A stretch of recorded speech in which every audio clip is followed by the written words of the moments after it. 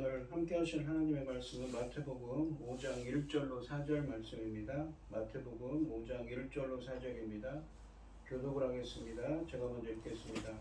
여호와께서 무리를 보시고 산에 올라가 앉으시니 제자들이 나온지라. 입을 열어 가르쳐 이르시되 심령이 가난한 자는 복이 있나니 천국이 그들의 것이며 심령이 가난한 자는 복이 있나니 천국이 그들의 것이며 애통하는 자는 복이 있나니 그들이 위로를 받을 것이며. 아멘. 찬송가 218장입니다.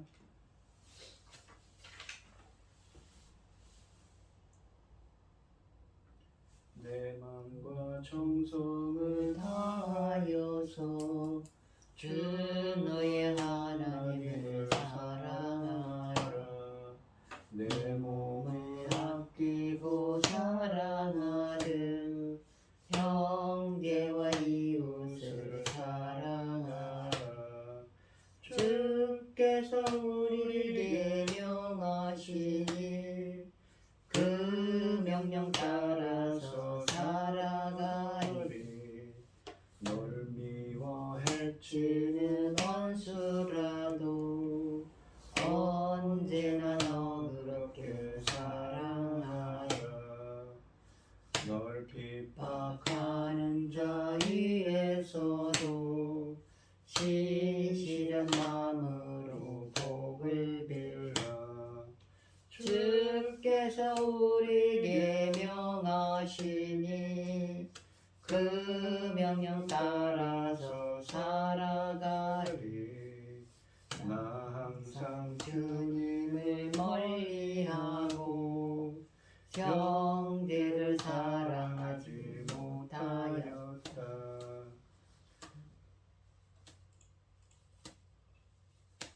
이러한 죄인을 사랑하사 주께서 몸 버려 죽으셨다.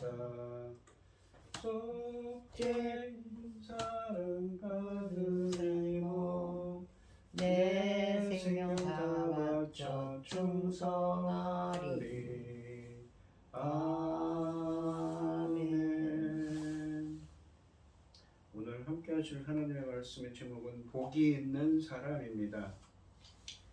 이 마태복음 5장부터 6장, 7장까지 말씀은 산상설교 혹은 산상수훈이라고 불리는데, 이것은 예수님께서 가버나움 인근의 산 언덕에서 이 말씀을 하셨기 때문입니다. 예수님은 산상수훈에서 천국의 성격과 자신의 정체성을 밝히십니다. 이 말씀은 단순히 인간의 도덕적인 이야기가 아닙니다. 어떤 사람이 천국의 백성인지, 그리고 예수님의 제자로서 천국 하나님 나라의 백성은 어떤 삶을 살아야 되는지 우리에게 명확하게 그 기준을 제시해주고 있습니다.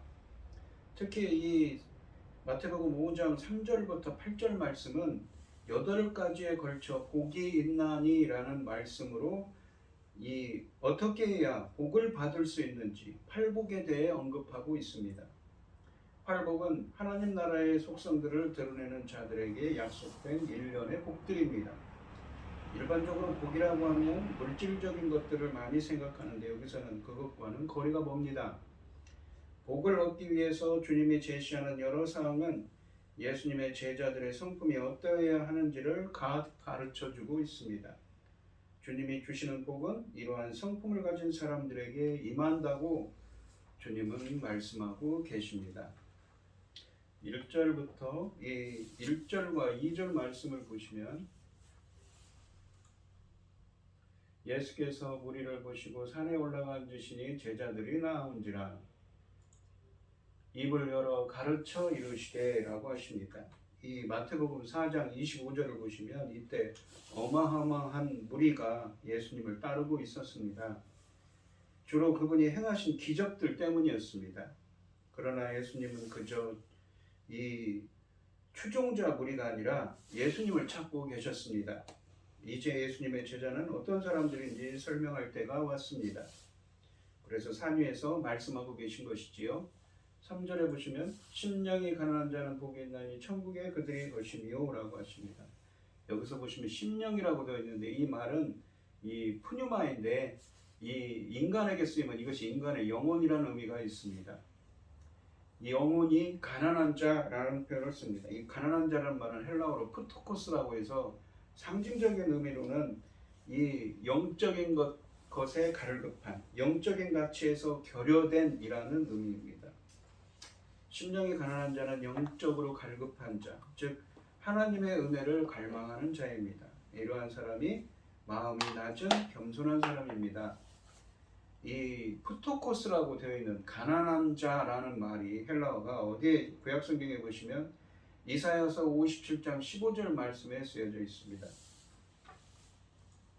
지극히 존귀하며 영원히 거하시며 거룩하다 이름하는 이가 누구입니까? 바로 하나님 아버지시죠. 거룩하신 그 하나님이 이와 같이 높은 곳에 거하시는 분이 말씀하시되 내가 높고 거룩한 곳에 있으며 또한 통회하고 마음이 겸손한 자와 함께 통회, 회개하고 자신의 죄를 회개하고 마음이 겸손한 자, 이 마음이 겸손한 자라는 말이 이 마태복음 5장에 쓰인 심령이 가난한 자라는 헬라어, 이 헬라어인 이 푸토코스라는 말이 이 이사야서를 구약성경 히브리어를 헬라어로 번역한 70인역 성경에 쓰여져 있습니다. 마음이 겸손한 자, 심령이 가난한 자 같은 의미라는 것이죠. 함께 있나니 이는 겸손한 자의 영을 소생시키시며 통회하는 자의 마음을 소생시키려 함이라. 그러니까 지금 이 이사야 선지자는 예수 그리스도에 대한 예언을 하고 있는 것입니다. 그 예언이 예수 그리스도를 통해서 실현이 되는 것이죠. 주님은 겸손한 자의 영혼이라는 의미입니다.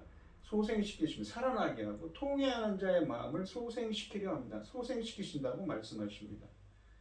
이 마음이 겸손한 자, 그리고 심령이 가난한 자 같은 의미로 푸토코스라는 헬라어를 사용했다고 그랬습니다. 심령이 가난한 자에서도 같은 단어가 사용됩니다. 성경 사전에서 겸손이라는 것은 거만하다, 교만하다, 오만하다라는 말의 반대 개념으로서 구약과 신약 성경을 일관하고 있는 성도가 가져야 할 가장 기본적인 주요 덕목 중에 하나입니다. 성경에 있어서의 겸손이란 하나님 앞에서 자기 죄를 자각하며 교만한 마음을 버리고 낮은 데 처하는 마음가짐을 말합니다. 자신은 하나님의 뜻에 절대 순종치 못하는 존재로서 도저히 하나님을 기쁘시게 할 수 없는 없음을 아는 일로서 그러므로 죄인으로서의 책임을 통감하고 두려움으로 하나님의 은혜와 자비를 구하는 일, 이것이 겸손이며 참된 믿음의 사람은 이런 마음을 갖고 있다고 합니다. 그래서 이런 사람은 이 마태복음 5장 4절이나 이사야 조금 이따 설명드리겠지만 이사야서 61장 1절로 3절 말씀에 이스라엘 백성들처럼 애통한다고 합니다. 팔복 중에 처음 세 가지 복, 마태복음 5장 3절부터 5절까지 말씀은 메시아인 예수 그리스도를 예언하는 이사야서 61장 1절로 3절을 배경으로 하고 있습니다. 61장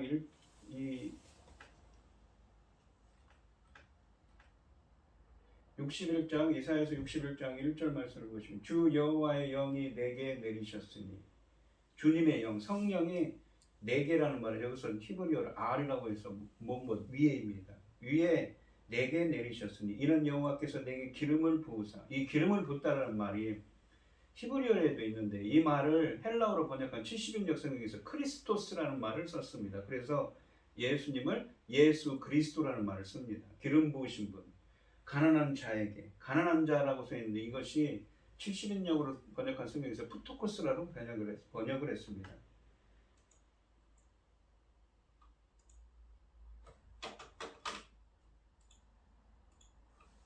아름다운 소식을 전하게 하려 하십니다. 아름다운 소식이라는 것은 이 신약성경 그 복음을 전파하다, 좋은 소식을 전파하다라고 하죠. 그 복음을 전하게 하려 하십니다. 누구에게요? 바로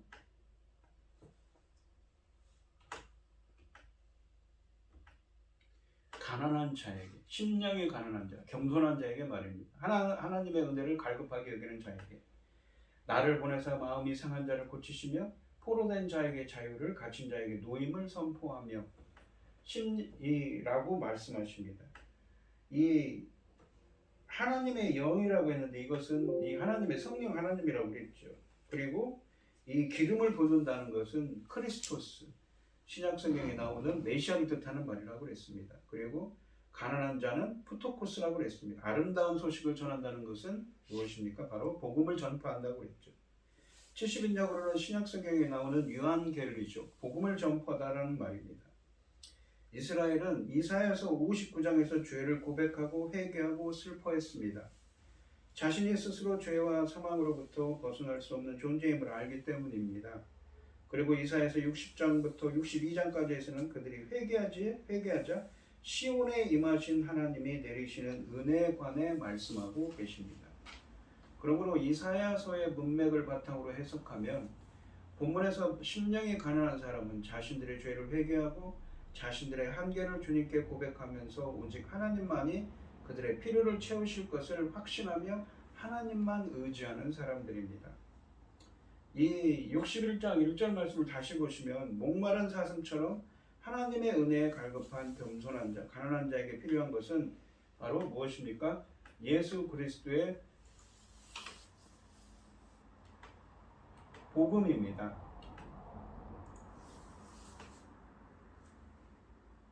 예수 그리스도의 아름다운 소식, 바로 복음이지요. 예수 그리스도 복음 안에 있는 은혜입니다. 모든 겸손한 자에게 진정으로 아름다운 소식은 바로 이 복음밖에 없습니다. 심령이 가난한 자는 물질적인 소유가 아니라 하나님을 향한 깊고 철저한 영적 배고픔입니다. 하나님 앞에 철저하게 자신을 비우고 낮추며 오직 그의 자비를 구하고 있습니다. 자신의 것, 자신의 의를 내세우지 않고 전적으로 하나님을 의지하는 것입니다. 이 심령이 가난한 자, 이 겸손한 자는 하나님의 은혜를 구하고 갈망하는 사람입니다. 이 사람은 죄의 죄의 결과물인 사망으로 마음이 상한 자이고 포로된 자이며 갇힌 자입니다.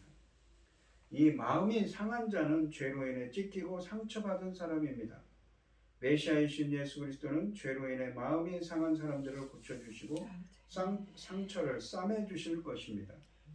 인간의 마음은 에덴 동산에서 범죄했을 때 근원적인 상처를 입었지만 복음은 이런 상한 심령들을 치유할 능력을 가지고 있습니다.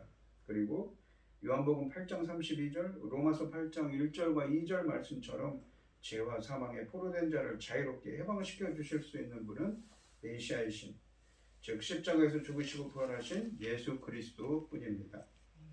마태복음 5장 3절을 다시 보시면 겸손하게 하나님을 의지하는 자들만이 천국에 들어가도록 허락된다는 말씀을 하고 계십니다.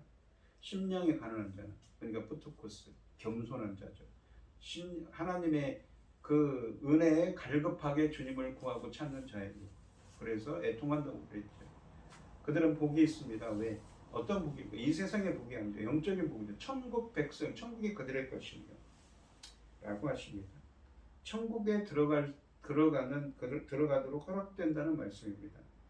여기서 복이라고 번역된 이 마카리오스라는 이 헬라어는 기복적인 신앙에서 볼 수 있는 물질적인 개념이 아닙니다. 우리가 시편에서도 보시면 시편 1편 같은 말씀을 보시면 복에 대한 이야기를 하지 않습니까? 바로 그러한 복은 무엇입니까? 물질적인 것이 아니라 천국 시민이 소유할 수 있는 영적인 복인 것입니다. 천국이 저희 것임이라 라는 말은 천국에 속한 자라는 의미입니다. 천국은 하나님이 다스리는 곳이므로 겸손한 마음을 가진 사람이 천국을 소유하게 된다는 의미입니다. 예를 들면 누가복음 18장 9절로 14절 말씀해 보시면 바리새인과 세리가 기도를 하는 것이 나옵니다. 그들의 기도를 들어보면 누가 심령이 가난한 자인가를 극명하게 보여주고 있습니다. 바리새인은 기도할 때 자기 자랑으로 일관합니다. 하나님이여, 나는 다른 사람들 곧 토색하고 불의하며 간음을 하는 자들과 같지 아니하고 이 세리와도 같지 아니함을 감사하나이다. 나는 일에 2번씩 금식하고 또 소득의 11조를 드리나이다. 이 교만한 바리새인은 하나님 앞에 자랑하고 싶은 것으로 마음이 가득 차 있었습니다.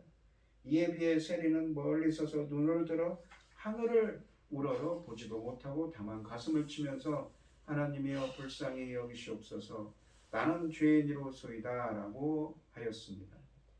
세리는 철저히 자신을 낮춥니다. 바리새인은 반면에 심령이 부유한 자임에 반해 세리는 심령이 가난한 자라고 할 수 있습니다.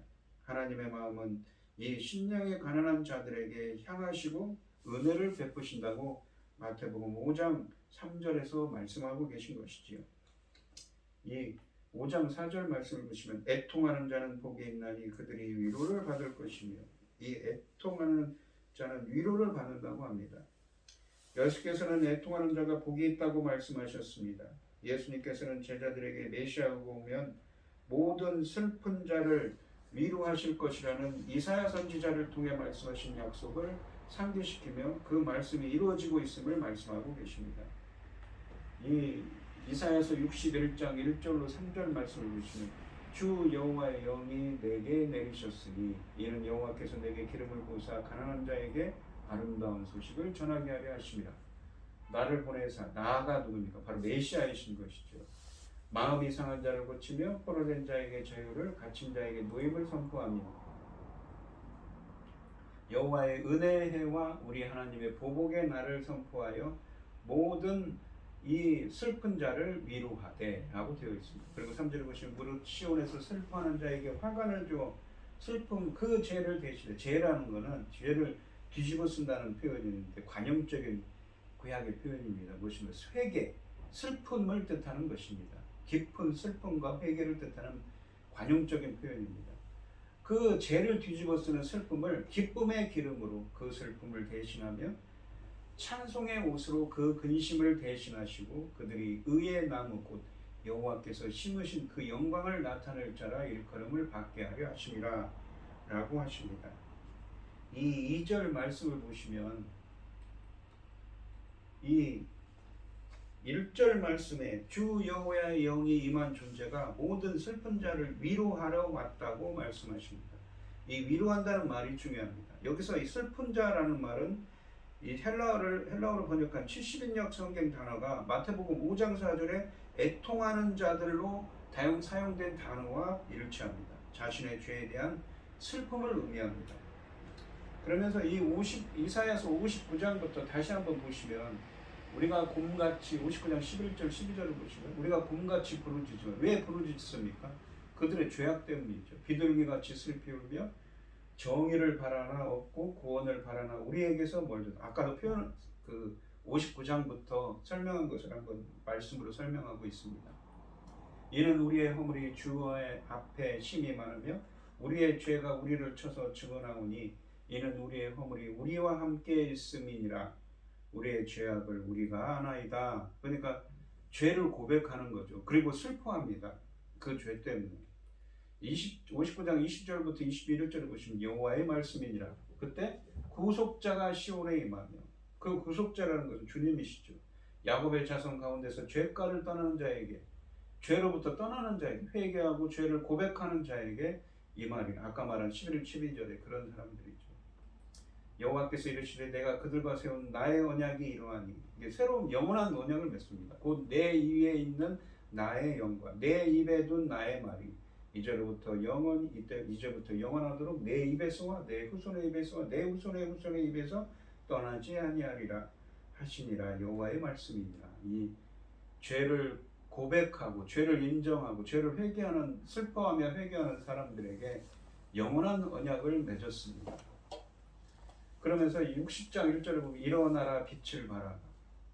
이는 내 빛이 이르렀고 여호와의 영광이 내 위에 임하였습니다. 하나님의 영광이 빛을 비추는 것입니다. 그리고 그 빛이 이 사람들에게 빛을 비추는 존재가 된 것이죠. 참빛, 요한복음 1장에 보면 참빛 각 사람에게 비추는 빛이 있습니다. 주님의 영광이 임했습니다.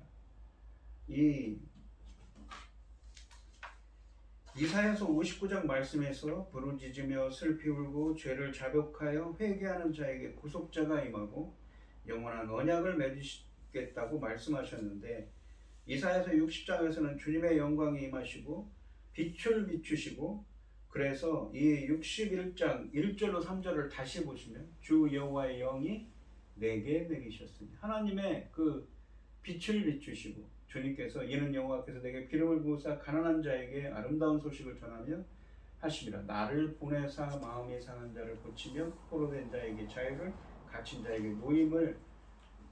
노임을 선포하며 여호와의 은혜의 해와 우리 하나님의 보복의 날을 선포하며 모든 슬픈 자를 위로한다. 모든 그 슬픔 빠진 자들을 위로한다고 합니다. 그러니까 이 슬퍼하는 자에게 화관을 주고 그 죄를 대신하며 기쁨의 기름으로 그 슬픔을 대신하며 찬송의 옷으로 그 근심을 대신하시고 그들이 의의 나무 곧 여호와께서 심으신 그 영광을 나타낼 자라 일컬음을 받게 하려 하심이라 라고 하십니다. 이사야서 59장 말씀에서 부르짖으며 슬피 울고 죄를 자복하며 회개하는 자에게 구속자가 임하고 바로 예수 그리스도시지요. 영원한 언약을 맺으시겠다고 하셨는데 이사야서 60장에서는 주님의 영광이 임했습니다. 그리고 61장에 와서는 죄와 사망 가운데서 근심하고 슬퍼하는 사람들에게 복음이 전해졌을 때 기뻐하고 찬송하는 사람의 모습으로 바뀌었습니다. 그리고 여호와의 종 메시아가 주신 은혜의 결과로 백성들이 의의 나무 곧 여호와께서 심으신 그 영광을 나타낼 자가 된다고 하십니다. 복음 안에 있는 사죄의 은총이 그리고 그리스도 안에 있는 사랑이 인간의 모든 슬픔과 근심을 제거하고 기쁨과 찬송의 삶으로 바꾸어 놓았습니다. 세상에서 가장 슬퍼하는 좌절하는 자에게 가장 놀라운 영광을 주셨습니다. 이제는 이사야 59장에서 괴로워하던 죄가 더 이상 하나님의 백성을 속박할 수 없기 때문이다. 구속자가 왜 그렇습니까? 아까도 말씀드린 것처럼 이사야서 59장에 보시면 이 20절에 보면 구속자가 시온에 임하여서 죄가를 떠나는 자에게 주님의 임재가 함께했기 때문이지요. 이사야의 메시아의 통치 아래 이 문제가 완전히 해결됐기 때문입니다. 또한 애통함을 통해서 우리는 겸손하게 됩니다. 사람은 말할 수 없는 큰 슬픔을 당하거나 실패와 좌절 속에 빠져 있을 때 낮아지게 됩니다. 낮아진다는 것은 겸손해진다는 뜻입니다. 때문에 진심으로 애통하는 사람은 다시 말해서 겸손한 사람이라 할 수가 있습니다. 이렇게 애통한 자는 심령이 가난한 자의 다른 모습이기도 합니다. 심령이 가난한 자는 영적인 가치가 결여되어 은혜를 갈구하고 괴로워하며 애통합니다. 그래서 그는 하나님의 위로를 기대합니다. 이 5장 4절 말씀을 다시 한번 보시면 맨 마지막에 그들이 위로를 받을 것이니요 라고 말씀하십니다. 위로라는 말은 하나님은 우리의 모든 형편을 하시고 그게 위로를 주시는 분이심을 의미합니다. 그리고 위로를 받을 것이니요로 번역된 헬라어는 위로 격려하다, 위로하다라는 의미를 갖고 있는 파라칼레오라는 말입니다. 이 말은 우리가 이 요한복음 14장 같은 곳에 쓰여진 보혜사 성령님을 의미하는 이 파라클레시스, 보혜사, 보혜사로 번역된 변호자, 중보자 혹은 위로자로 의미하는 파라클레시스라는 단어도 이 파라칼레오, 위로하다는 말에서 파생된 명사형 단어입니다. 위로하다를 의미하는 파라칼레오가 이 이사야서 61장 2절을 헬라어로 번역한 70인역 성경에 쓰여지고 있습니다. 그러니까 이 여호와의 은혜의 해와 우리 하나님의 보복의 날을 선포하여 모든 슬픈 자를 위로하되. 왜 슬퍼합니까? 죄 때문에. 그런데 그 죄악된 자들이 자유를 고백하고 회개하고 그 59장에서는 그랬죠. 근데 그러면서 구속자가 임하고 그들에게 빛을 비추고 이 사죄의 은총이 이사야서 61장에서는 그 겸손하고 애통한 자들에게 은총이 임해서 어떻게 됩니까? 그들에게 위로를 주십니다. 그러니까 위로라는 건 무엇입니까? 바로 이곳에서의 위로는 하나님께서의 당신의 백성들을 구원하신다는 의미를 가리키고 있는 것이죠.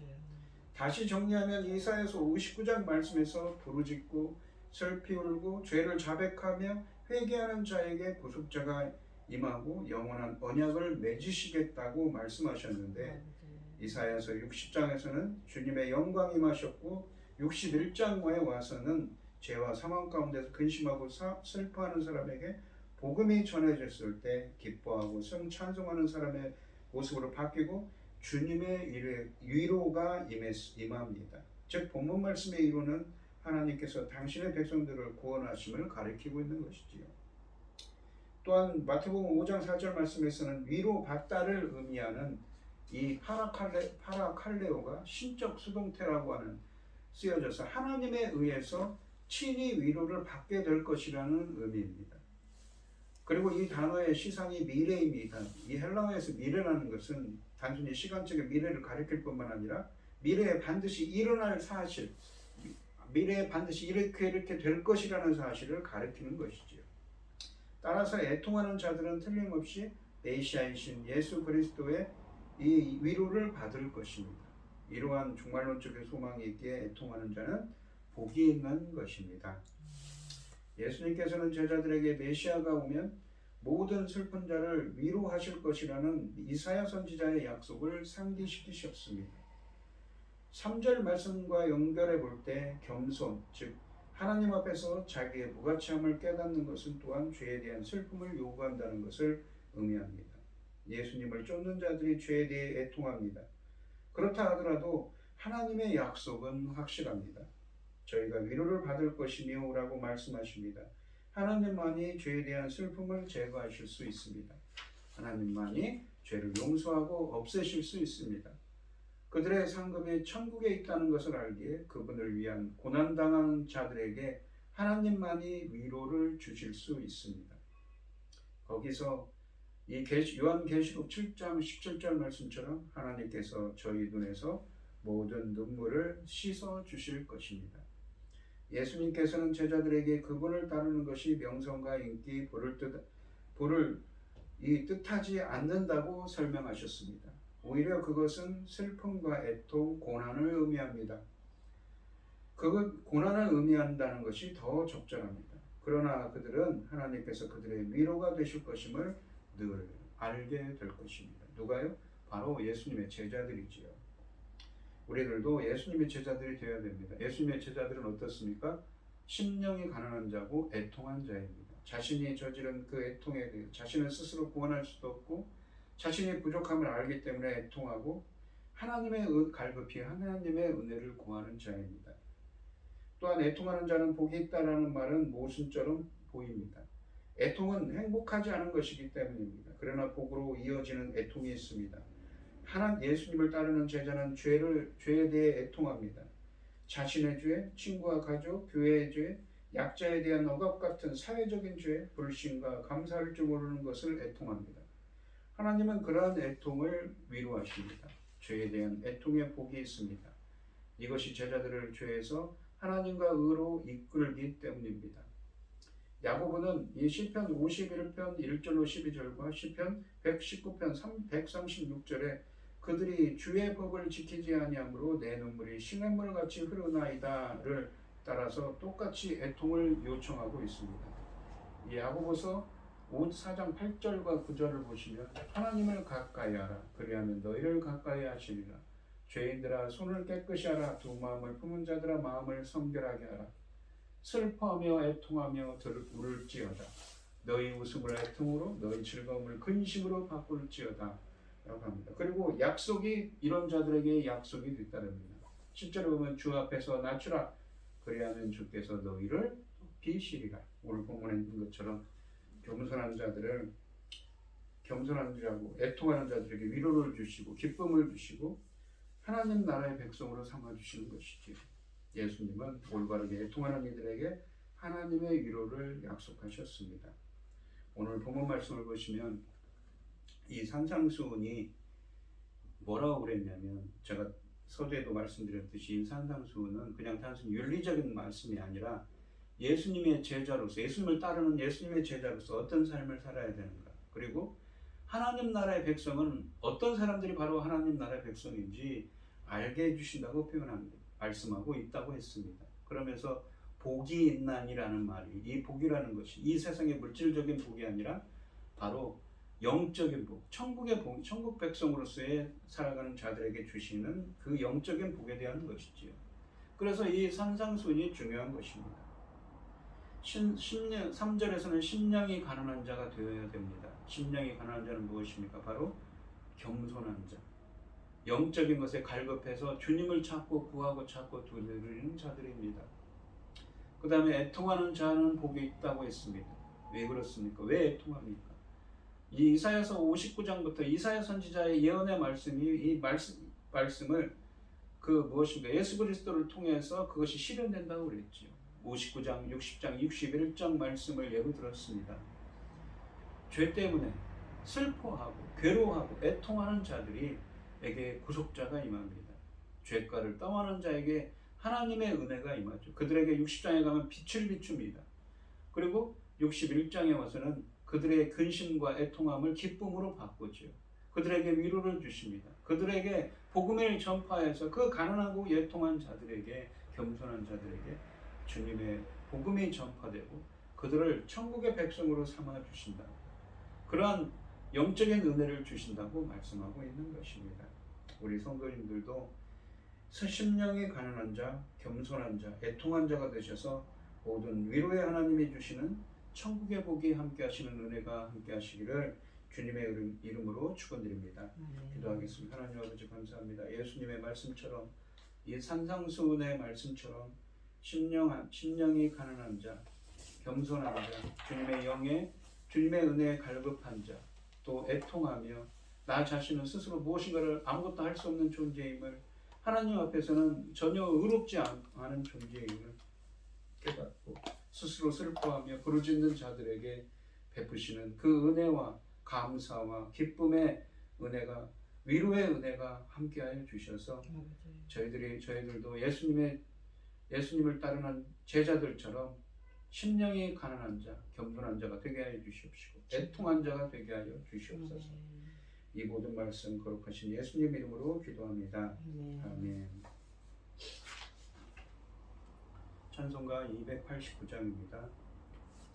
주 예수 내 맘에 들어와 계시는 변하여 새 사람대로 내가 늘 바라던 참빛을 찾음도 주 예수 내 맘에 오신 주 예수 내 맘에 오신 주 예수 내 맘에 오신 물밀듯 내 맘에 기쁨이 넘치는 주 예수 내 맘에 오신 주 예수 내 맘에 들어와 계시는 망령된 행실을 끊고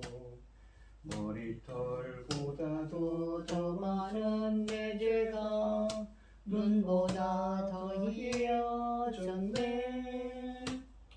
주 예수 내 맘에 오신 주 예수 내 맘에 오신 물밀듯 내 맘에 기쁨이 넘치는 주 예수 내 맘에 오신 내 맘의 소망을 든든히 가지는 주 예수 내 맘에 오신 의심의 구름이 사라져 버림도 주 예수 내 맘에 오신 주 예수 내 맘에 오신 주 예수 내 맘에 오신 물밀듯 내 맘에 기쁨이 넘치는 주 예수 내 맘에 오신 사망의 음침한 골짜기 가다가 밝음이 돌연히 비쳐 저 멀리 하늘문 환하게 보임도 주 예수 내 맘에 오신 주 예수 내 맘에 오신 주 예수 내 맘에 오신 물밀듯 내 맘에 기쁨이 넘치는 주 예수 내 맘에 오신 내가 저 천성에 올라가 살기는 주 예수 내 맘에 오신